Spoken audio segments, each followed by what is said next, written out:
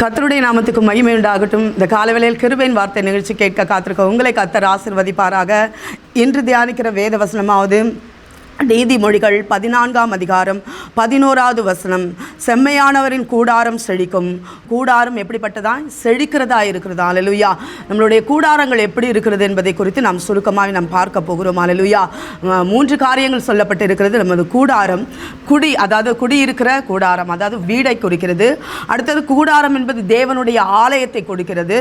கூடாரம் என்பது நம்ம சரீரமாகிய ஆலயத்தை குறிக்கிறது. அல்லேலூயா. உபாகமம் 33:18 சொல்லப்பட்டிருக்கிறது, கூடாரத்தில் எப்போது சந்தோஷம் இருக்கணுமா, சமாதானம் இருக்கணுமா. அதாவது நம்ம வீட்டில் சந்தோஷமும் சமாதானமும் நிறைந்து இருக்கணுமா. அல்லேலூயா. அது எப்படி? சில குடும்பம் சந்தோஷம் நிம்மதியாக வாழ்ந்துருக்கு. சில குடும்பங்க கஷ்டத்தினாலும் அப்படியே கணவனை பார்த்தா கணவன், மனைவியை பார்த்தா மனைவி எரிச்சல் கோபம், ஏன் தான் வீட்டுக்குள்ளே நுழையிறோமோ எல்லா பிரச்சனை வரும். அதெல்லாம் கடந்து போகணும். அப்போது கூடாரத்தில் சண்டைகள் வரக்கூடாது. ஒரு சின்ன சாவி தொலைஞ்சிச்சுன்னா கூட அது ஒரு பெரிய போராட்டமாக்கி சண்டையில் என்ன பண்ணுறாங்க, விழ பண்ணிடுறாங்க. அல்லேலூயா. அது ஒரு பெரிய பிரச்சனையே வந்துடுது. அல்லேலூயா. அப்படி இருக்கக்கூடாது. கூடாரத்தில் எப்பொழுதும் மகிழ்ச்சியின் சத்தம், சமாதானமும் சந்தோஷமும், யார் மேலே கோபம் இராதபடிக்கு அப்படியாய் வழி நடத்துகிறதா. அடுத்து கூடாரத்தில் எப்போது செழிப்பு இருக்கணும், கஷ்டங்கள் இருக்கக்கூடாது. அல்லேலூயா. ஆகாரத்தினால திருப்தி எப்போது இருக்கணும், செழிப்பு இருக்கணும். அல்லேலூயா. தரித்திரம் இருக்கக்கூடாது. அல்லேலூயா. அதுக்கு நம்ம தேவனை நம்ம தேடிக்கொண்டே இருக்கணும். அல்லேலூயா.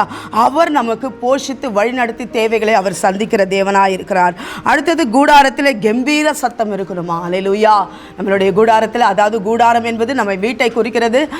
கூடாரத்தில் கம்பீர சத்தம் இருக்குது. அதாவது தேவனை உயர்த்தி பாடி துதித்து மகிமைப்படுத்தி அவரை பாடலை பாடி நாம் ஆராதிக்கிற சத்தம் நம்ம வீடுகளில் இருக்கணும். அல்லேலூயா. அதுபோல தான் கொர்நேலியு வீட்டில் எப்போதும் என்ன பண்ணாங்க, அவங்க குடும்ப ஜெபம் பண்ணி என்ன பண்ணாங்க, அவரும் தனியாக என்ன பண்ணார், கொர்நேலியும் செபித்தார், குடும்பத்தோடு கூட செபித்தார்.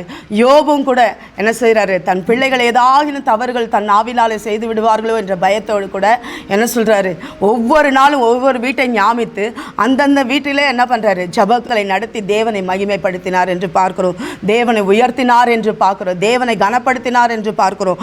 அதுபோல் கூடாரத்திலே கம்பீர சத்தம் இருக்க வேண்டும். அடுத்தது நம்மளுடைய கூடாரம் எப்படி இருக்கணுமா, அழகாக இருக்கணுமா. அல்லேலூயா.